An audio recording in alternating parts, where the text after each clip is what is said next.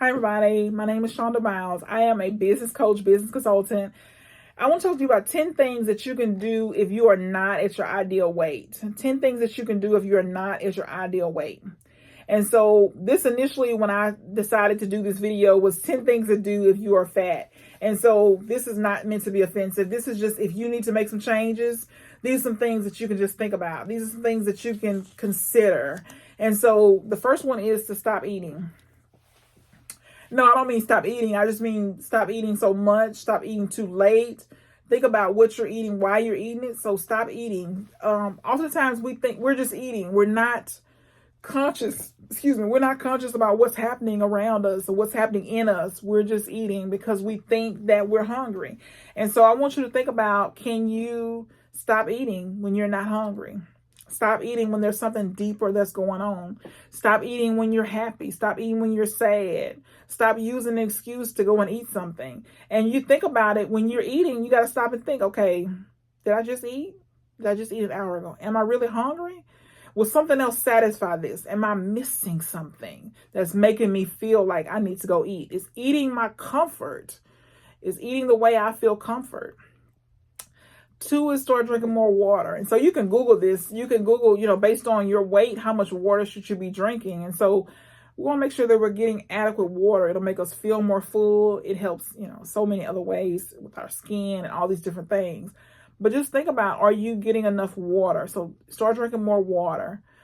A lot of times we have all these problems with our health because we're not drinking enough water. We're not flushing out the toxins.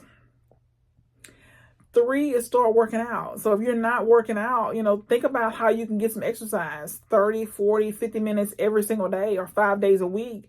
Just start getting some exercise. If we want to feel better, we got to do something different. And we got to put ourselves in uncomfortable positions. We got to do things we don't want to do. And so I tell you, the working out is a challenge, right? It's a commitment you got to make to yourself, to your life. And so what happened for me is I paid for a gym membership for 1 year before I ever went. I was ashamed. I didn't want to go. I knew that I felt like the story I was telling myself was I wasn't going to go to the gym because everybody was skinny. And I didn't want to be the only one fat at the gym. I didn't want people looking at me.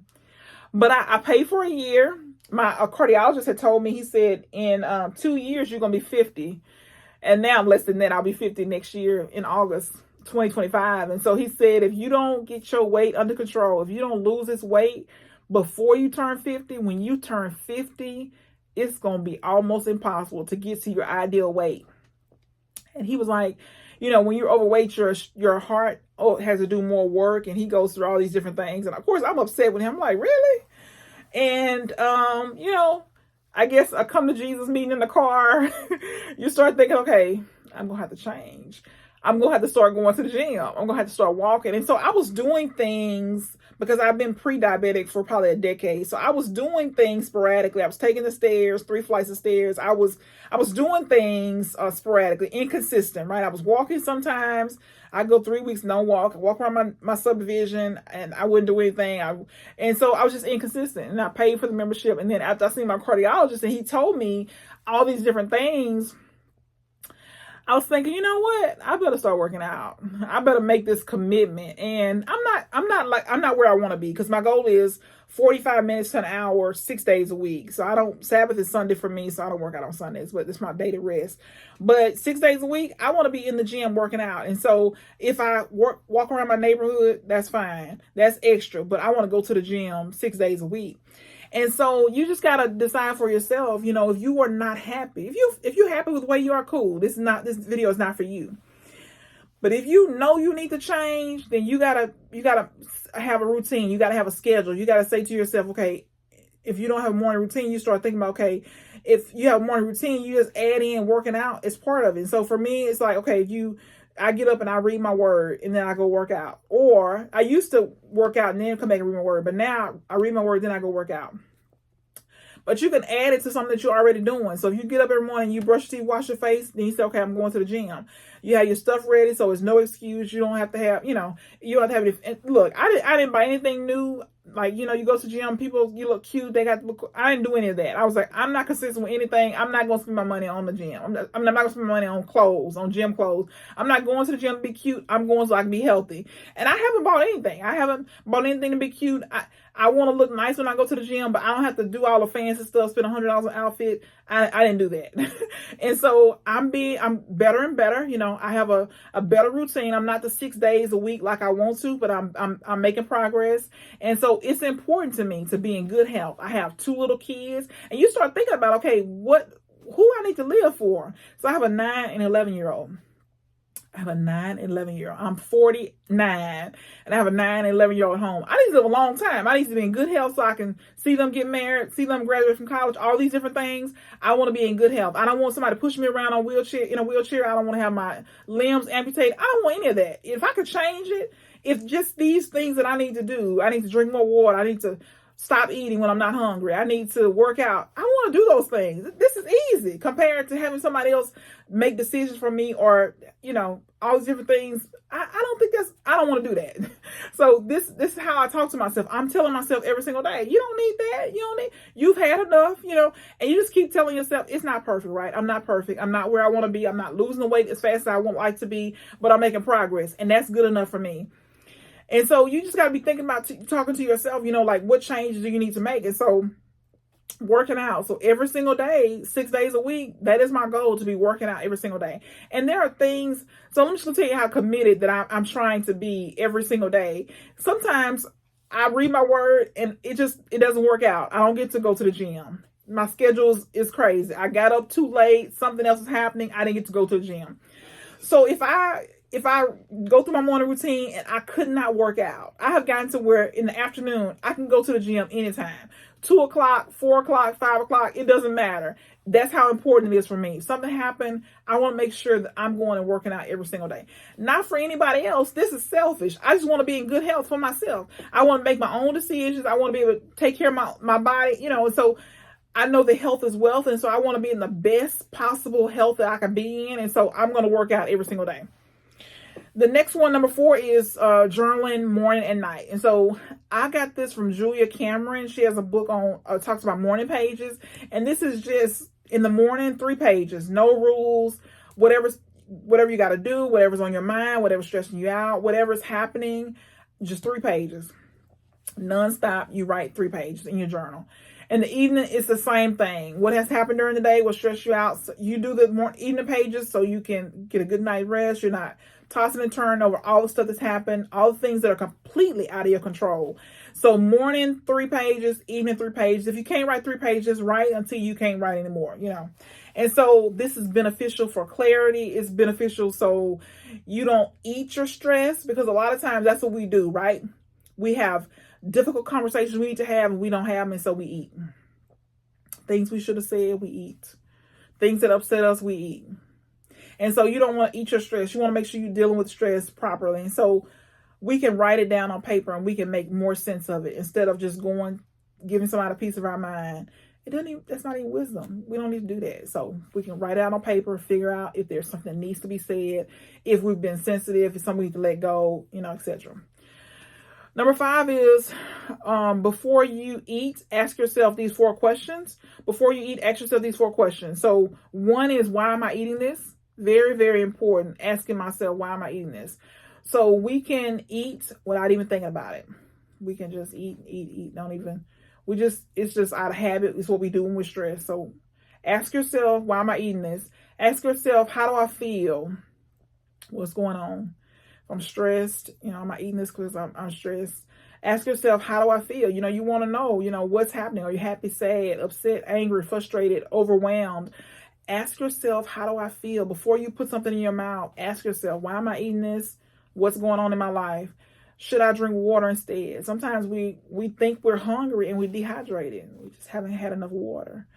So before you go and eat something, should I drink a bottle of water? Should I drink 2 bottles? Should I get 16 ounces in before I try to eat anything? Am I really hungry? Should I journal instead? Something got me going upset and I need to journal instead of eating something. So you got to be asking yourself these questions before you go put something in your mouth, before you eat a whole bag of chips, before you eat a whole bag of Oreos. You got to ask yourself, why am I eating? What's going on? What's happening inside of me? I know I'm going to upset people. The last thing was, what do I need to deal with? What do I need to deal with? And then I know I'm going to upset people with this one, and that's not my intentions, but I know that this one is stop hanging around fat people. And it's just what it is. If you hang around people that's fat, you're going to be fat. And I didn't realize how important this was until I saw it for myself.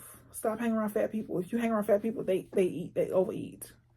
They eat without thinking about it. They get an entree, they get a dessert, they get an appetite, all the things. They eat your food and their food. I mean, it's just, you don't want to do that. You want to hang around people who care about nutrition, who can tell you, okay, if you do this, this, and this, it'll help with digestion. If you do this, it'll help use your skin. If you do all the things, and nutrition, the proper nutrition, things that I need to be doing, supplements I need to add to my, what I'm already doing. So you want to hang around people who care about living a long time, who care about nutrition, who care about eating right, who care about moving their body. You want to hang around people who care about their health. I think the next one is plan your meals and snacks ahead of time. And this is probably, this one and the next one are hard for me, but plan your snacks and meals. Think about what you're going to eat before you eat it. Don't just let somebody invite you to lunch and you hadn't considered what you're going to eat. Don't go when you're extremely hungry. Don't go when you waste all day long, you haven't ate anything, and then now you're going to go and eat at 2:00 and you're going to overeat. Don't do that. Plan ahead of time what you're going. And I know some things you can't avoid. I mean, some things you can't avoid. They just happen. But you want to be mindful every day about what you put in your mouth determines how you look, and what you put in your mouth also determines how you feel, So you got to be considering these things ahead of time. So plan your meals and snacks ahead of time. Study nutrition. You can read one book a month, one book a quarter. Study how you can live a healthier life. Study how you can changes you can make to live a better life, to be more healthy. Take the stairs whenever you can. Take the stairs. Don't take the elevator. Take the stairs. Park further out if you're at the store. Don't park, right in the front. At the front. If you can, walk at lunchtime. I see more and more now. People are, they might eat a quick lunch, or they might eat a little bit of lunch, and then they walk around for 30 minutes, 45 minutes. It's amazing how well they look because they're exercising all the time. They're eating a small lunch. They're walking around drinking water. Another thing you can do is just reduce your stress. If you want to stop being fat, you got to reduce your stress. And that's a myriad of other ways, of things that you can do, right? You can, go to therapy. You can talk to your pastor. You can figure out what it is that's stressing you. Can you get rid of it? Can you, eliminate it? Can you reduce it? Can you, is it you? Sometimes we keep stuff in. We're too sensitive, or we keep stuff in, things that we should address, things that we should say. We don't say, is it, exercise, which reduce your stress? Is it, there's just different things you can do to reduce your stress. Is it you're, at a job that you should have quit a long time ago? You just got to be thinking about what's stressing you out. Stop adding salt and other condiments to your food. When you add things to your food, you add more calories. And you got to be asking yourself, do I really need all this ketchup? Do I need 10 packs of ketchup to eat something? Do I need to add all this salt? But all these different things add weight to us. Do you need 10 packs of sugar with your unsweet tea? You just got to be asking yourself, does this stuff make sense? And then how many calories, more importantly, is how many calories is this adding to the food that I'm already eating? Track your food and calories. You can really see, when I started doing this, I started to see, wow, I'm getting way too many calories. I'm eating way too much of this. Wow, I didn't realize how much. And, when you look at it on paper, you can start bagging up from the table. You can say, okay, I've had enough. I don't need that. I've already had too much. So you got to start looking at tracking your food and what you're drinking. You can do intermittent fasting. And so I think it's important because we can really, use this time to depend on God, to pray to God to help us. And then we can, eat less, right? We can try to eliminate some of the calories that we're getting, but we can spend this time with God and really pray to God, seeking him for, whatever it is we need help with, or whatever wisdom we want in what area. We can do intermittent fasting. We can pray and we can read our word during this time we're not eating.